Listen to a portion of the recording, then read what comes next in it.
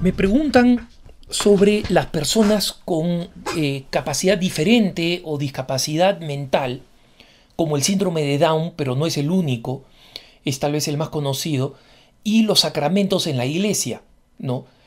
Y obviamente la iglesia ofrece los sacramentos de salvación para todas aquellas personas que lo buscan.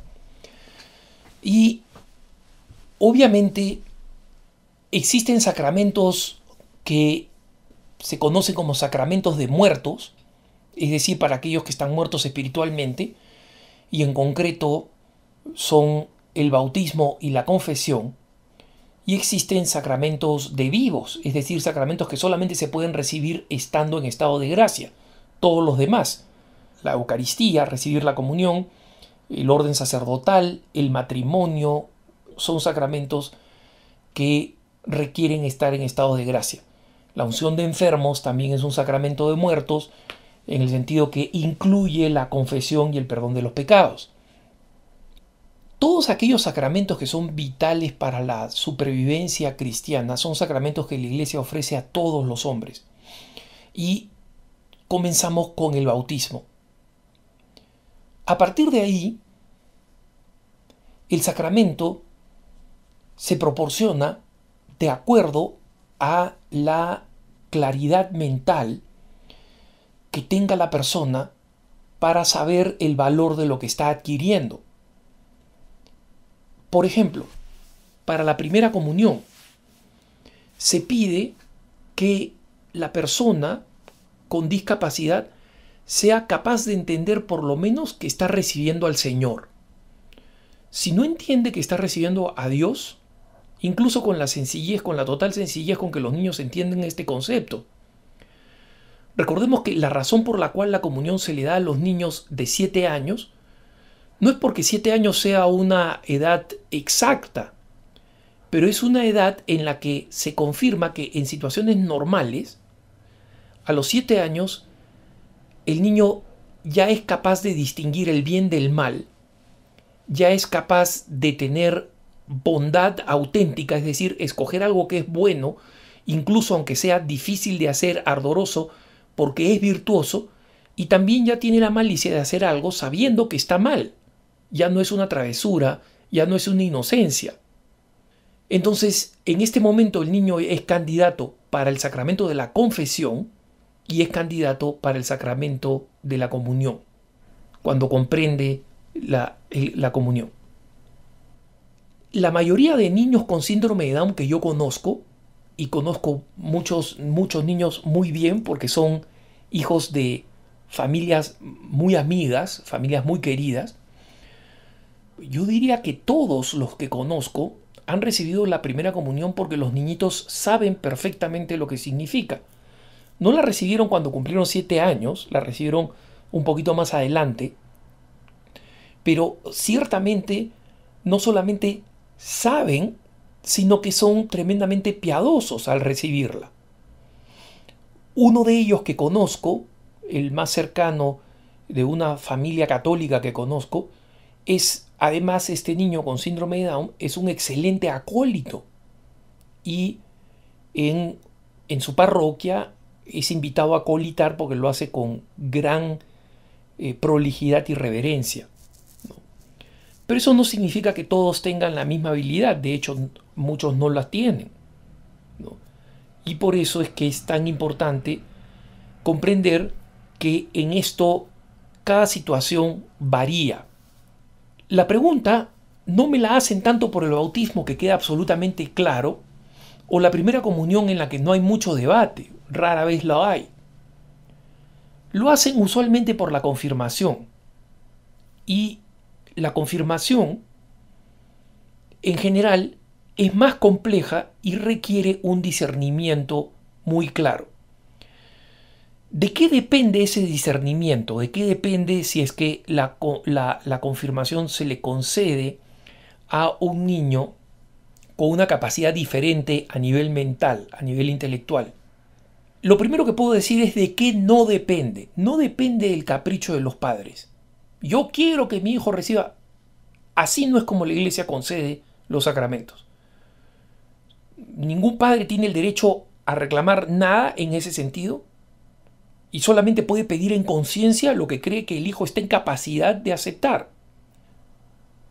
Entonces, aquí tenemos en cuenta primero cuál es el criterio que no debe utilizarse, que es el capricho del padre, creyendo que acumulando sacramentos sobre el niñito de alguna manera lo mejora, y no es así, porque hay sacramentos para los cuales tenemos que estar adecuadamente preparados, de más decirlo. El sacramento de la confirmación se entiende de dos maneras.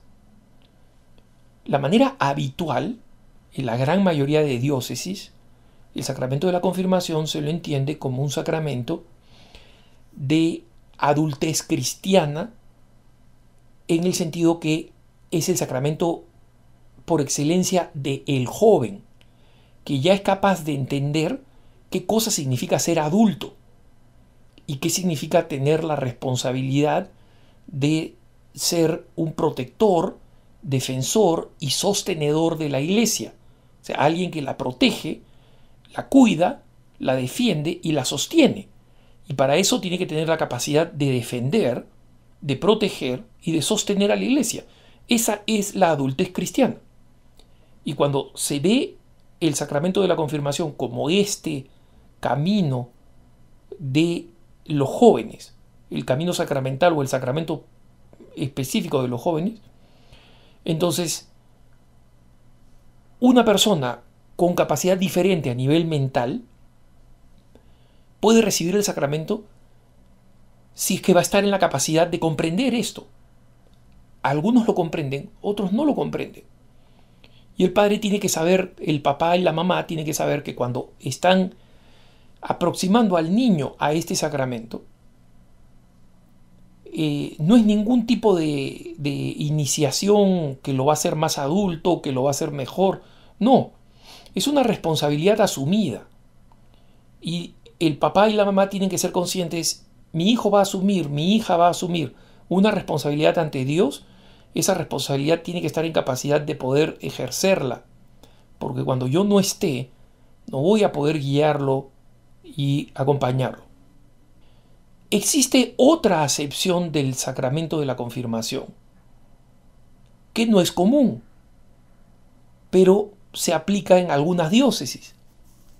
Sé de por lo menos una diócesis en Argentina y algunas diócesis en Estados Unidos, en concreto la mía, la arquidiócesis de Denver, donde el arzobispo ha regresado al orden original de los sacramentos en los primeros tiempos.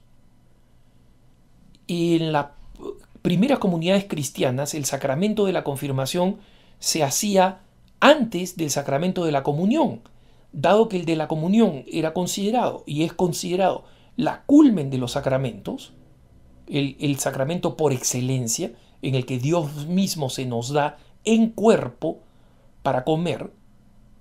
Entonces la preparación era una preparación apuntada hacia ello, y la iniciación cristiana de la confirmación era vista como parte de la iniciación cristiana y como más bien un requisito para recibir la comunión. Y la confirmación se daba entonces desde muy temprano.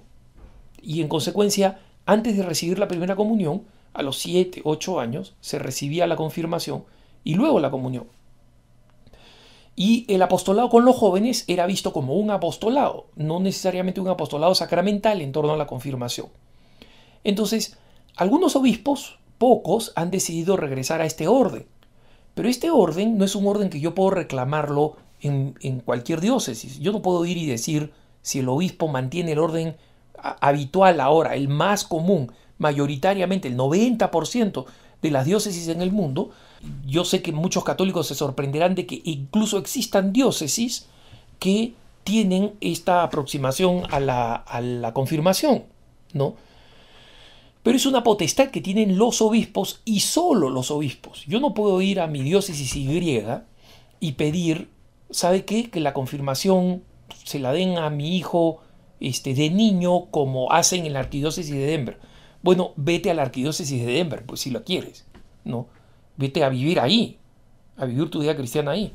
Así como yo en la arquidiócesis de Denver, si tuviera hijos adolescentes, no podría decir, yo quiero que la confirmación se dé en estas circunstancias habitualmente. Por si acaso, para aquellas personas que vienen del extranjero, que vienen de otra ciudad, la confirmación está disponible para jóvenes si no la recibieron cuando eran niños. Nadie se las está negando. Pero pastoralmente es visto como una subsanación, no como la forma habitual como se concede la confirmación. En esos casos, si la confirmación se confiere dentro de esta perspectiva del orden original de los sacramentos, como era en los primeros años de la comunidad cristiana, en los primeros siglos cristianos, entonces, si el niño con una capacidad diferente está preparado para recibir la primera comunión, está preparado para recibir la confirmación. Entonces, lo importante aquí, hermanos, aunque haya parecido un tema un poco complejo y aunque en realidad sea un tema un poco complejo, lo importante es que comprendamos que el criterio último es el bien mayor de la persona, no el capricho, sino su bien mayor. No porque a mí se me ocurre que el sacramento le tiene que ser conferido a mi hijo o a mi hija porque sí, el sacramento va a funcionar. Los sacramentos operan un milagro, pero el milagro no es magia. El sacramento no cambia lo que no quiere cambiar. Si la persona no quiere cambiar, el sacramento no lo va a cambiar. Si la persona se resiste o si la persona no tiene la capacidad, el sacramento no lo va a cambiar. Por eso es que existe la nulidad matrimonial, porque el sacramento no pudo funcionar. Por eso existen estos casos en los que canónicamente se reconoce que no hubo la distribución válida de determinado sacramento.